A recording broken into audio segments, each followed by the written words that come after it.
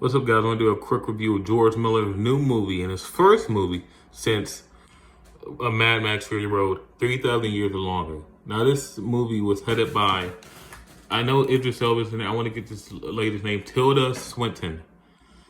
Now, you would think this would be a very big deal, George Miller's first movie since Mad Max Fury Road.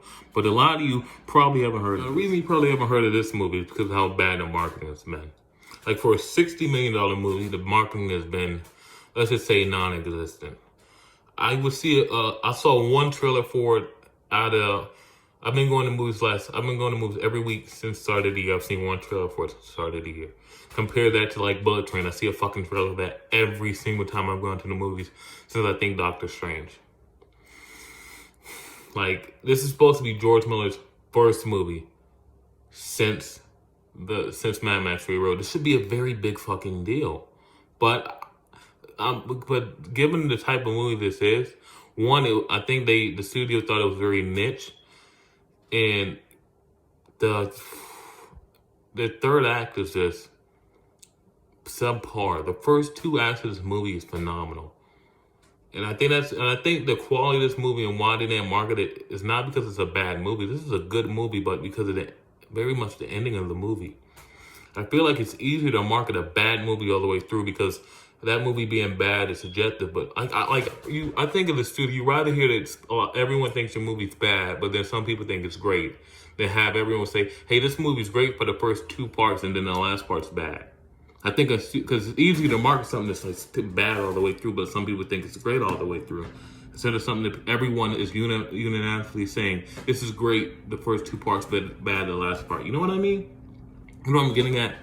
Because, like, a great movie with two great first acts and then a movie with a bad third act is like getting blue-balled by a movie. You know what I mean? It's like getting blue-balled. And I think that's what happened here with this movie.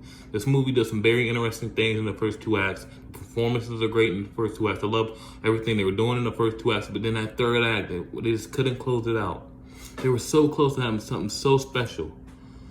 Idris Elba's Digin, and it was just phenomenal. Him telling the stories and him being honest about his character and telling Tilda Swinton's character everything about his life and his journeys and how he got trapped. That was fucking magical. It was so special. And then this third act comes and they go back to fucking Great Britain and they do all this other shit. And I'm like, what the fuck is going on here? What the fuck happened? You were just fucking mesmerizing me 5 minutes ago and I'm fucking here listening to these two old hags talk about some fucking bullshit. What the fuck is going on? You know what I mean? So, like, overall, this movie was so close to being so special, but that third act was just not good enough. It was visually stunning.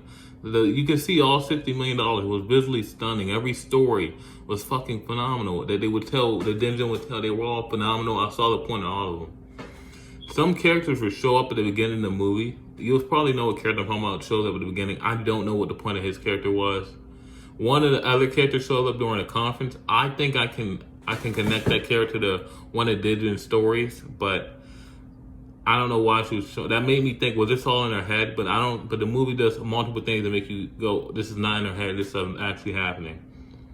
Especially one scene in the third act that makes you realize, okay, so this is not all in her head. This is actually happening. Other people see this. Okay. But yeah, overall, I was really glad to see this movie. I really think this is still worth a watch, even though the subpar third act and ending. George Miller really brought it here. Is he still? I don't know if he's still doing Furiosa, like the next Mad Max movie, but he is. I'm looking very much forward to it. So yeah, 7 out of 10. It's like, if that third act was great, man, you could have had a special movie and you would have had easily the best movie of the year, but this didn't happen. So yeah, 7 out of 10 for 3,000 Years Long. Peace.